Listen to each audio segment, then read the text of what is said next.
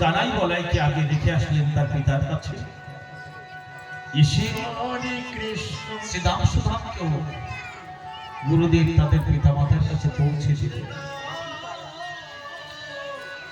একে একে সমস্ত শিষ্যদের চার চার পিতা মাতার কাছে তিনি পৌঁছে দিলেন। আমি এমনি তো বলবো না। কেটে গেল দ্বারকায় আমার গোবিন্দ মনের আনন্দে রাজকার্য পরিচালনা করে চলেছেন। আর এদিকে সুধামকেও যখন তার মায়ের কাছে ফিরিয়ে দিয়ে এসেছে, তখন সুধাম তার শিশুকাল বাল্যকাল পেরিয়ে তিনি যখন যৌবনে পদার্পণ করেছে, করবার পরে সুধামের মা সুধামকে বিবাহ বন্ধনে আবদ্ধ করেছে। বিবাহ বন্ধনে আবদ্ধ করেছে। সুমতি নাম করে একটি সুকন্যার সঙ্গে সুধাম বিবাহ বন্ধনে আবদ্ধ হয়েছে। বড় আনন্দের সঙ্গে সুধামের সংসার চলছে। সুধামের মা প্রতিদিন যায়, প্রতিদিন মাথুকিরি করে এনে যা পায় সুমতির কাছে তুলে দেয়। আর সুমতি রন্ধন করে গোবিন্দের ভোগ লাগায়। গোবিন্দের ভোগ হবার পরে তিনজনে প্রসাদ পায়।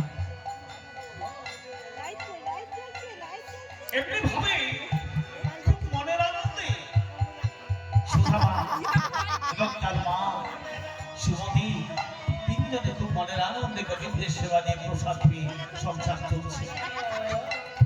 কিন্তু এমন ভাবে কিছুদিন চলতে না চলতে হঠাৎ গত হয়ে গেলেন। সুধামার মা যখন গত হয়ে গেছে তখন সংসারের দায়িত্ব, গোবিন্দ সেবার দায়িত্ব এখন সুধামায়ের কাছে এসে পড়েছে। এখন সুধামা তিনি মায়ের মতো সেই মাতুগিরি করবার ছোলাটি কাঁধে তুলে নিয়েছে।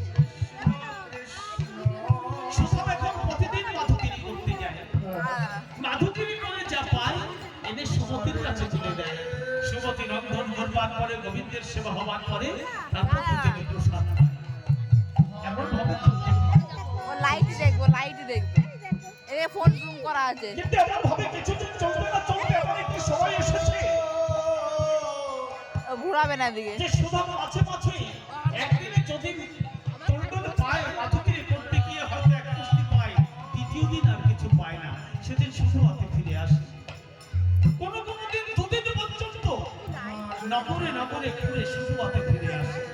আর যেদিন শুধু হাতে ফিরে আসে সেদিন গোবিন্দের সেবা হয় না, সেদিন দুজনে প্রসাদ পায় না, সেদিন জলগ্রহণ পর্যন্ত করতে পারে না। এমন ভাবে চলতে চলতে সুধামের শরীরটি, সুধাম এবং সুমতি জীর্ণ হয়ে যাচ্ছে।